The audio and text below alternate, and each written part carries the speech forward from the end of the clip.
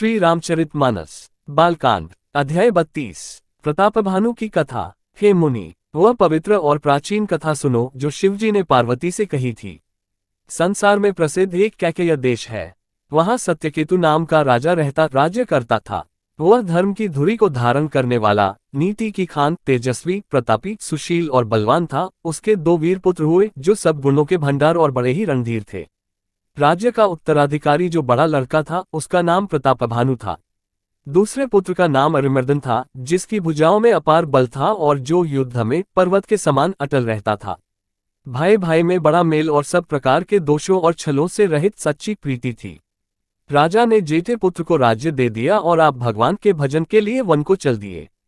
जब प्रतापभानु राजा हुआ, देश में उसकी दुहाई फिर गई। वह वेद में बताई हुई विधि के अनुसार उत्तम रीति से प्रजा का पालन करने लगा। उसके राज्य में पाप का कहीं लेश भी नहीं रह गया।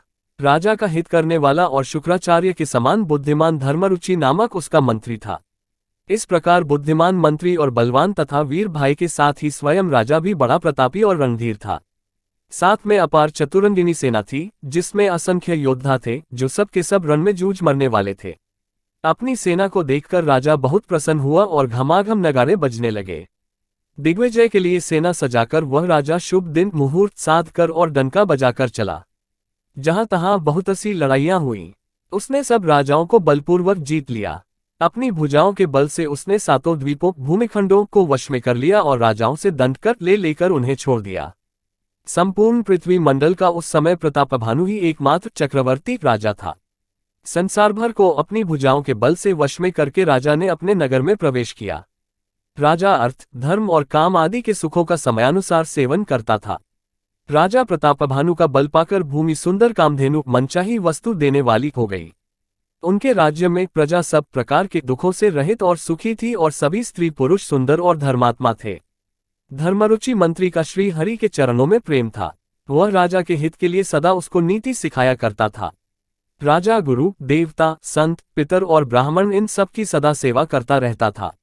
वेदों में राजाओं के जो धर्म बताए गए हैं, राजा सदा आदरपूर्वक और सुख मानकर उन सब का पालन करता था। प्रतिदिन अनेक प्रकार के दान देता और उत्तम शास्त्र, वेद और पुराण सुनता था। उसने बहुत सी बावलियां, कुएं, तालाब, फुलवाड़ियां, सुंदर बगीचे, ब्राह्मणों के लिए घर और देवताओं के सुंदर विचित्र मंदिर सब तीर्थों में बनवाए। वेद और पुराणों में जितने प्रकार के यज्ञ कहे गए हैं, राजा ने एक एक करके उन सब यज्ञों को प्रेम सहित हजार हजार बार किया। राजा के हृदय में किसी फल की टोह कामना न थी। राजा बड़ा ही बुद्धिमान और ज्ञानी था। वह ज्ञानी राजा कर्म, मन और वाणी से जो कुछ भी धर्म करता था, सब भगवान वासुदेव को अर्पित करते रहता था। एक बार वह राजा एक अच्छे घोड़े पर सवार होकर शिकार का सब सामान सजाकर विंध्याचल के घने जंगल में गया और वहां उसने बहुत से उत्तम उत्तम हिरन मारे। राजा ने वन में फिरते हुए एक सूअर को देखा। दांतों के कारण वह ऐसा दिख पड़ता था मानो चंद्रमा को ग्रसकर मुंह में पकड़कर राहु वन में आ छिपा हो। चंद्रमा बड़ा होने से उसके मुंह में समाता नहीं है और मानो क्रोधवश वह भी उसे उगलता नहीं है। ये तो सूअर के भयानक दांतों की शोभा कही गई। इधर उसका शरीर भी बहुत विशाल और मोटा था। घोड़े की आहट पाकर वह घुरघुराता हुआ कान उठाए चौकन्ना होकर देख रहा था। नील पर्वत के शिखर के समान विशाल शरीर वाले उस सूअर को देखकर राजा घोड़े को चाबुक लगाकर तेजी से चला और उसने सूअर को ललकारा कि अब तेरा बचाव नहीं हो सकता।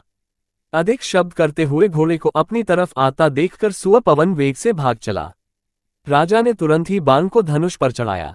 सूअर बाण को देखते ही धरती में दुबक गया। राजा तक तककर तीर चलाता है, परंतु सूअर छल करके शरीर को बचाता जाता है। वह पशु कभी प्रकट होता और कभी छिपता हुआ भाग जाता था और राजा भी क्रोध के वश उसके साथ पीछे लगा चला जाता था। सूअर बहुत दूर ऐसे घने जंगल में चला गया जहां हाथी घोड़े का निबाह गमन नहीं था। राजा बिल्कुल अकेला था और वन में क्लेश भी बहुत था, फिर भी राजा ने उस पशु का पीछा नहीं छोड़ा। राजा को बड़ा धैर्यवान देखकर सूअर भागकर पहाड़ की एक गहरी गुफा में जा घुसा। उसमें जाना कठिन देखकर राजा को बहुत पछताकर लौटना पड़ा, पर उस घोर वन में वह रास्ता भूल गया। बहुत परिश्रम करने से थका हुआ और घोड़े समेत भूख प्यास से व्याकुल राजा नदी तालाब खोजता खोजता पानी बिना बेहाल हो गया। वन में फिरते फिरते उसने एक आश्रम देखा। वहां कपट से मुनि का वेश बनाए एक राजा रहता था, जिसका देश राजा प्रतापभानु ने छीन लिया था और जो सेना को छोड़कर युद्ध से भाग गया था। प्रतापभानु का समय अच्छे दिन जानकर और अपना कुसमय बुरे दिन अनुमान कर उसके मन में बड़ी ग्लानि हुई। इससे वह न तो घर गया और न अभिमानी होने के कारण राजा प्रतापभानु से ही मिलत मेल किया। दरिद्र की भांति मन ही में क्रोध को मारकर वह राजा तपस्वी के वेश में वन में रहता था। राजा प्रतापभानु उसी के पास गया। उसने तुरंत पहचान लिया कि यह प्रतापभानु है। राजा प्यासा होने के कारण व्याकुलता में उसे पहचान न सका। सुंदर वेश देखकर राजा ने उसे महामुनि समझा और घोड़े से उतरकर उसे प्रणाम किया, परंतु बड़ा चतुर होने के कारण राजा ने उसे अपना नाम नहीं बताया। राजा को प्यासा देखकर उसने सरोवर दिखला दिया। हर्षित होकर राजा ने घोड़े सहित उसमें स्नान और जलपान किया। सारी थकावट मिट गई, राजा सुखी हो गया। तब तपस्वी उसे अपने आश्रम में ले गया और सूर्यास्त का समय जानकर उसने राजा को बैठने के लिए आसन दिया। फिर वह तपस्वी कोमल वाणी से बोला, तुम कौन हो? सुंदर युवक होकर जीवन की परवाह न करके वन में अकेले क्यों फिर रहे हो? तुम्हारे चक्रवर्ती राजा के से लक्षण देखकर मुझे बड़ी दया आती है। राजा ने कहा, हे मुनीश्वर, सुनिए, प्रतापभानु नाम का एक राजा है, मैं उसका मंत्री हूँ। शिकार के लिए फिरते हुए राह भूल गया हूँ। बड़े भाग्य से यहाँ आकर मैंने आपके चरणों के दर्शन पाए हैं। हमें आपका दर्शन दुर्लभ था, इससे जान पड़ता है कुछ भला होने वाला है। मुनि ने कहा, हे तात, अंधेरा हो गया, तुम्हारा नगर यहाँ से 70 योजन पर है। हे सुजान, सुनो, घोर अंधेरी रात है, घना जंगल है, रास्ता नहीं है, ऐसा समझकर तुम आज यही ठहर जाओ, सवेरा होते ही चले जाना। तुलसीदास जी कहते हैं, जैसी भवितव्यता होनहार होती है वैसी ही सहायता मिल जाती है। या तो वह आप ही उसके पास आती है या उसको वहां ले जाती है।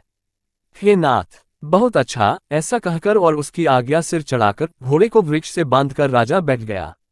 राजा ने उसकी बहुत प्रकार से प्रशंसा की और उसके चरणों की वंदना करके अपने भाग्य की सराहना की। फिर सुंदर कोमल वाणी से कहा, हे प्रभु, आपको पिता जानकर मैं धिठाई करता हूँ। हे मुनीश्वर, मुझे अपना पुत्र और सेवक जानकर अपना नाम धाम विस्तार से बतलाए। राजा ने उसको नहीं पहचाना, पर वह राजा को पहचान गया था। राजा तो शुद्ध हृदय था और वह कपट करने में चतुर था। एक तो वैरी, फिर जाति का क्षत्रिय, फिर राजा। वह छल बल से अपना काम बनाना चाहता था। वह शत्रु अपने राज्य सुख को समझ करके स्मरण करके दुखी था। उसकी छाती कुम्हार के आंवे की आग की तरह भीतर ही भीतर सुलग रही थी। राजा के सरल वचन कान से सुनकर अपने वैर को याद कर वह हृदय में हर्षित हुआ। वह कपट में डुबोकर बड़ी युक्ति के साथ कोमल वाणी बोला, अब हमारा नाम भिखारी है, क्योंकि हम निर्धन और अनिकेत घर द्वारहीन हैं। राजा ने कहा, जो आपके सदृश विज्ञान के निधान और सर्वथा अभिमानरहित होते हैं, वे अपने स्वरूप को सदा छिपाए रहते हैं, क्योंकि कुवेश बनाकर रहने में ही सब तरह का कल्याण है। प्रकट संत वेश में मान होने की संभावना है और मान से पतन की। इसी से तो संत और वेद पुकार कर कहते हैं कि परम अकिंचित सर्वथा अहंकार, ममता और मानरहित ही भगवान को प्रिय होते हैं। आप सरीखे निर्धन, भिखारी और ग्रहहीनों को देखकर ब्रह्मा और शिव जी को भी संदेह हो जाता है कि वे वास्तविक संत हैं या भिखारी। आप जो हो सो हो, अर्थात जो कोई भी हो, मैं आपके चरणों में नमस्कार करता हूँ। हे स्वामी, अब मुझ पर कृपा कीजिए। अपने ऊपर राजा की स्वाभाविक प्रीति और अपने विषय में उसका अधिक विश्वास देखकर सब प्रकार से राजा को अपने वश में करके अधिक स्नेह दिखाता हुआ वह कपट तपस्वी बोला, हे राजन, सुनो, मैं तुमसे सत्य कहता हूँ, मुझे यहाँ रहते बहुत समय बीत गया। अब तक न तो कोई मुझसे मिला और न मैं अपने को किसी पर प्रकट करता हूँ, क्योंकि लोक में प्रतिष्ठा अग्नि के समान है, जो तप रूपी वन को भस्म कर डालती है। तुलसीदास जी कहते हैं, सुंदर वेश देखकर मूढ़ नहीं, मूढ़ तो मूढ़ ही है, चतुर मनुष्य भी धोखा खा जाते हैं। सुंदर मोर को देखो, उसका वचन तो अमृत के समान है और आहार सांप का है। कपट तपस्वी ने कहा, इसी से मैं जगत में छिप कर रहता हूँ। श्री हरि को छोड़कर किसी से कुछ भी प्रयोजन नहीं रखता। प्रभु तो बिना जनाए ही सब जानते हैं।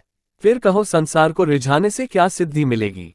तुम पवित्र और सुंदर बुद्धि वाले हो, इससे मुझे बहुत ही प्यारे हो और तुम्हारी भी मुझ पर प्रीति और विश्वास है।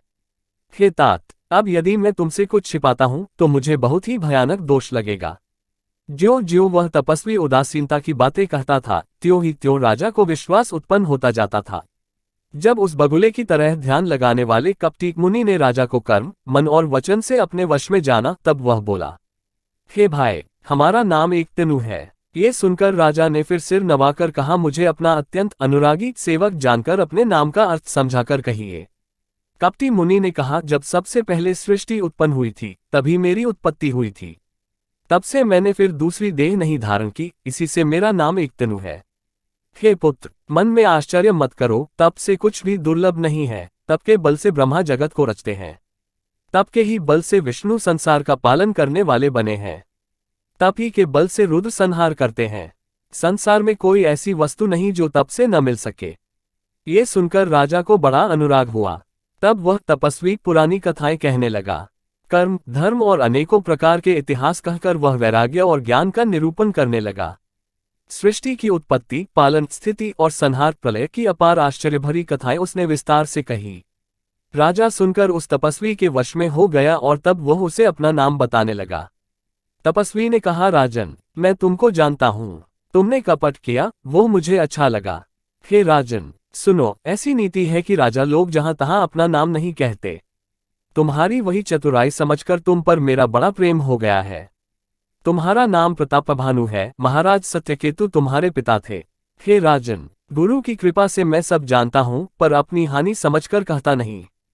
हे तात, तुम्हारा स्वाभाविक सीधापन, सरलता, प्रेम, विश्वास और नीति में निपुणता देखकर मेरे मन में तुम्हारे ऊपर बड़ी ममता उत्पन्न हो गई है, इसीलिए मैं तुम्हारे पूछने पर अपनी कथा कहता हूं। अब मैं प्रसन्न हूं, इसमें संदेह न करना। हे राजन, जो मन को भावे वही मांग लो। सुंदर प्रिय वचन सुनकर राजा हर्षित हो गया और मुनि के पैर पकड़कर उसने बहुत प्रकार से विनती की। हे दयासागर मुनि, आपके दर्शन से ही चारों पदार्थ, अर्थ, धर्म, काम और मोक्ष मेरी मुट्ठी में आ गए। तो भी स्वामी को प्रसन्न देखकर मैं ये दुर्लभ वर मांगकर क्यों न शोकरहित हो जाऊं। मेरा शरीर वृद्धावस्था, मृत्यु और द्वैत से रहित हो जाए, मुझे युद्ध में कोई जीत न सके और पृथ्वी पर मेरा 100 कल्पतक एक छत्र कंटक राज्य हो। तपस्वी ने कहा, हे राजन, ऐसा ही हो, पर एक बात कठिन है, उसे भी सुन लो। हे पृथ्वी के स्वामी, केवल ब्राह्मण कुल को छोड़ काल भी तुम्हारे चरणों पर सिर नवाएगा। तप के बल से ब्राह्मण सदा बलवान रहते हैं।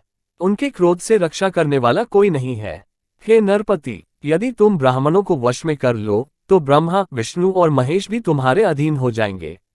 ब्राह्मण कुल से जोर जबरदस्ती नहीं चल सकती। मैं दोनों भुजा उठाकर सत्य कहता हूं।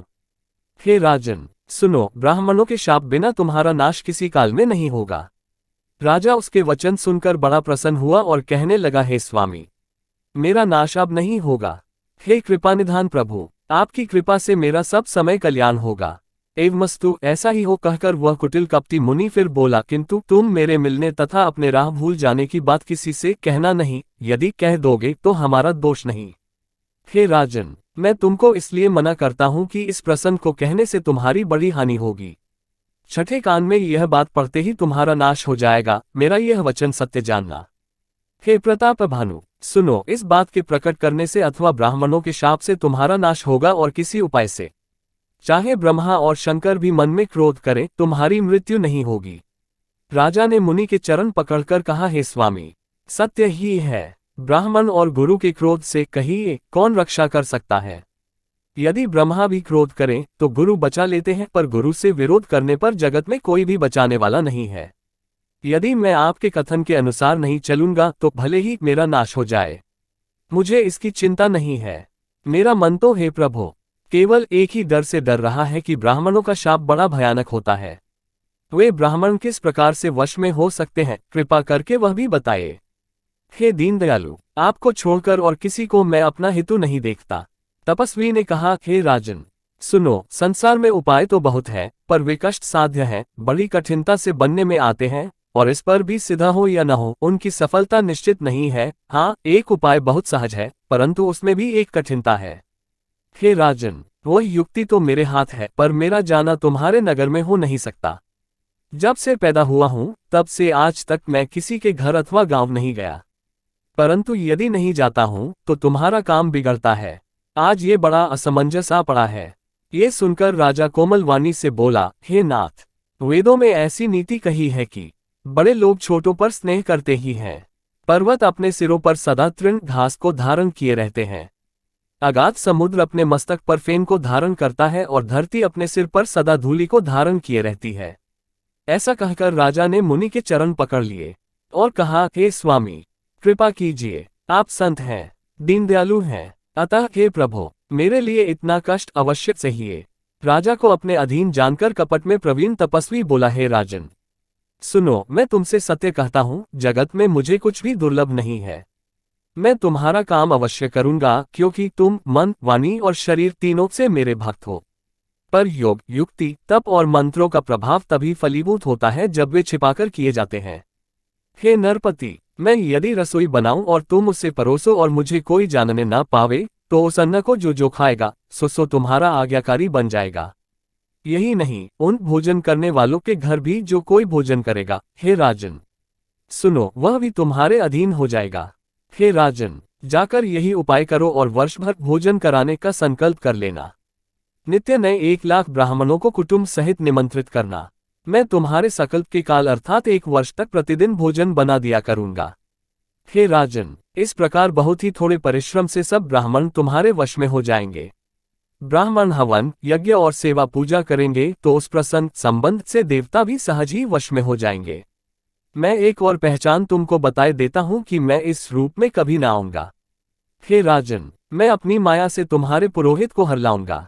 तप के बल से उसे अपने समान बनाकर 1 वर्ष यहाँ रखूंगा और हे राजन, सुनो, मैं उसका रूप बनाकर सब प्रकार से तुम्हारा काम सिद्ध करूंगा। हे राजन, रात बहुत बीत गई, अब सो जाओ। आज से तीसरे दिन मुझसे तुम्हारी भेंट होगी। तप के बल से मैं घोड़े सहित तुमको सोते ही मैं घर पहुंचा दूंगा। मैं वही पुरोहित का वेश धर कर आऊंगा। जब एकांत में तुमको बुलाकर सब कथा सुनाऊंगा तब तुम मुझे पहचान लेना। राजा ने आज्ञा मानकर शयन किया और वह कपट ज्ञानी आसन पर जा बैठा। राजा थका था, उसे खूब गहरी नींद आ गई। पर वह कपटी कैसे सोता, उसे तो बहुत चिंता हो रही थी। उसी समय वहां कालकेतु राक्षस आया, जिसने सुअर बनकर राजा को भटकाया था। वह तपस्वी राजा का बड़ा मित्र था और खूब छल प्रपंच जानता था। उसके 100 पुत्र और 10 भाई थे, जो बड़े ही दुष्ट, किसी से न जीते जाने वाले और देवताओं को दुख देने वाले थे। ब्राह्मणों, संतों और देवताओं को दुखी देखकर राजा ने उन सबको पहले ही युद्ध में मार डाला था। उस दुष्ट ने पिछला बैर याद करके तपस्वी राजा से मिलकर सलाह विचारी, षड्यंत्र किया और जिस प्रकार शत्रु का नाश हो वही उपाय रचा। भावीवश राजा प्रतापभानु कुछ भी न समझ सका। तेजस्वी शत्रु अकेला भी हो तो भी उसे छोटा नहीं समझना चाहिए। जिसका सिर मात्र बचा था, वह राहु आज तक सूर्य चंद्रमा को दुख देता है। तपस्वी राजा अपने मित्र को देख प्रसन्न हो उठकर मिला और सुखी हुआ। उसने मित्र को सब कथा कह सुनाई। तब राक्षस आनंदित होकर बोला, हे राजन, सुनो, जब तुमने मेरे कहने के अनुसार इतना काम कर लिया तो अब मैंने शत्रु को काबू में कर ही लिया, समझो। तुम अब चिंता त्याग सो रहो। विधाता ने बिना ही दवा के रोग दूर कर दिया। कुल सहित शत्रु को जड़ मूल से उखाड़ बहाकर आज से चौथे दिन मैं तुमसे आ मिलूंगा। इस प्रकार तपस्वी राजा को खूब दिलासा देकर वह महामायावी और अत्यंत क्रोधी राक्षस चला। उसने प्रतापभानु राजा को घोड़े सहित क्षण भर में घर पहुंचा दिया। राजा को रानी के पास सुलाकर घोड़े को अच्छी तरह से घुड़साल में बांध दिया। फिर वह राजा के पुरोहित को उठा ले गया और माया से उसकी बुद्धि को भ्रम में डालकर उसे उसने पहाड़ की खोह में ला रखा। वह आप पुरोहित का रूप बनाकर उसकी सुंदर सेज पर जा लेटा। राजा सवेरा होने से पहले ही जागा और अपना घर देखकर उसने बड़ा ही आश्चर्य माना। मन में मुनि की महिमा का अनुमान करके वह धीरे से उठा, जिसमें रानी न जान पावे। फिर उसी घोड़े पर चढ़कर वन को चला गया। नगर के किसी भी स्त्री पुरुष ने नहीं जाना। दोपहर बीत जाने पर राजा आया। घर घर उत्सव होने लगे और बधावा बजने लगा। जब राजा ने पुरोहित को देखा तब वह अपने उसी कार्य का स्मरण कर उसे आश्चर्य से देखने लगा। राजा को 3 दिन युग के समान बीते। उसकी बुद्धि कपटी मुनि के चरणों में लगी रही। निश्चित समय जानकर पुरोहित बना हुआ राक्षस आया और राजा के साथ की हुई गुप्त सलाह के अनुसार उसने अपने सब विचार उसे समझाकर कह दिए। संकेत के अनुसार गुरु को उस रूप में पहचान कर राजा प्रसन्न हुआ। भ्रमवश उसे चेत न रहा कि यह तापस मुनि है या कालकेतु राक्षस। उसने तुरंत 1,00,000 उत्तम ब्राह्मणों को कुटुंब सहित निमंत्रण दे दिया। पुरोहित ने 6 रस और 4 प्रकार के भोजन, जैसा कि वेदों में वर्णन है, बनाए। उसने मायामयी रसोई तैयार की और इतने व्यंजन बनाए जिन्हें कोई गिन नहीं सकता। अनेक प्रकार के पशुओं का मांस पकाया और उसमें उस दुष्ट ने ब्राह्मणों का मांस मिला दिया। सब ब्राह्मणों को भोजन के लिए बुलाया और चरण धोकर आदर सहित बैठाया। ज्यों ही राजा परोसने लगा, उसी काल कालकेतुकृत आकाशवाणी हुई, हे ब्राह्मणों, उठकर अपने घर जाओ, यह अन्न मत खाओ, इसके खाने में बड़ी हानि है। रसोई में ब्राह्मणों का मांस बना है। आकाशवाणी का विश्वास मानकर सब ब्राह्मण उठ खड़े हुए। राजा व्याकुल हो गया, परंतु उसकी बुद्धि मोह में भूली हुई थी। होनहारवश उसके मुंह से एक बात भी न निकली। तब ब्राह्मण क्रोध सहित बोल उठे, उन्होंने कुछ भी विचार नहीं किया। अरे मूर्ख राजा, तू जाकर परिवार सहित राक्षस हो। रे नीच क्षत्रिय, तूने तो परिवार सहित ब्राह्मणों को बुलाकर उन्हें नष्ट करना चाहा था। ईश्वर ने हमारे धर्म की रक्षा की, अब तू परिवार सहित नष्ट होगा। 1 वर्ष के भीतर तेरा नाश हो जाए, तेरे कुल में कोई पानी देने वाला तक न रहेगा। शाप सुनकर राजा भय के मारे अत्यंत व्याकुल हो गया। फिर सुंदर आकाशवाणी हुई, हे ब्राह्मणों, तुमने विचार कर शाप नहीं दिया। राजा ने कुछ भी अपराध नहीं किया। आकाशवाणी सुनकर सब ब्राह्मण चकित हो गए। तब राजा वहां गया जहां भोजन बना था। देखा तो वहां न भोजन था, न रसोया ब्राह्मण ही था। तब राजा मन में अपार चिंता करता हुआ लौटा। उसने ब्राह्मणों को सब वृतांत सुनाया और बड़ा ही भयभीत और व्याकुल होकर वह पृथ्वी पर गिर पड़ा। हे राजन, यद्यपि तुम्हारा दोष नहीं है तो भी होनहार नहीं मिटता। ब्राह्मणों का शाप बहुत ही भयानक होता है, ये किसी तरह भी टाले टल नहीं सकता। ऐसा कहकर सब ब्राह्मण चले गए। नगरवासियों ने जब ये समाचार पाया तो वे चिंता करने और विधाता को दोष देने लगे, जिसने हंस बनाते बनाते कौवा कर दिया, ऐसे पुण्यात्मा राजा को देवता बनाना चाहिए था, सो राक्षस बना दिया। पुरोहित को उसके घर पहुंचाकर असुर कालकेतु ने कपटी तपस्वी को खबर दी। उस दुष्ट ने जहां तहां पत्र भेजे, जिससे सब बैरी राजा सेना सजा सजाकर चढ़ दौड़े और उन्होंने डंका बजाकर नगर को घेर लिया। नित्य प्रति अनेक प्रकार से लड़ाई होने लगी। प्रताप भानु के सब योद्धा शूरवीरों की करनी करके रण में जूझ मरे। राजा भी भाई सहित खेत रहा। सत्यकेतु के कुल में कोई नहीं बचा। ब्राह्मणों का शाप झूठा कैसे हो सकता था। शत्रु को जीतकर नगर को फिर से बसाकर सब राजा विजय और यश पाकर अपने अपने नगर को चले गए।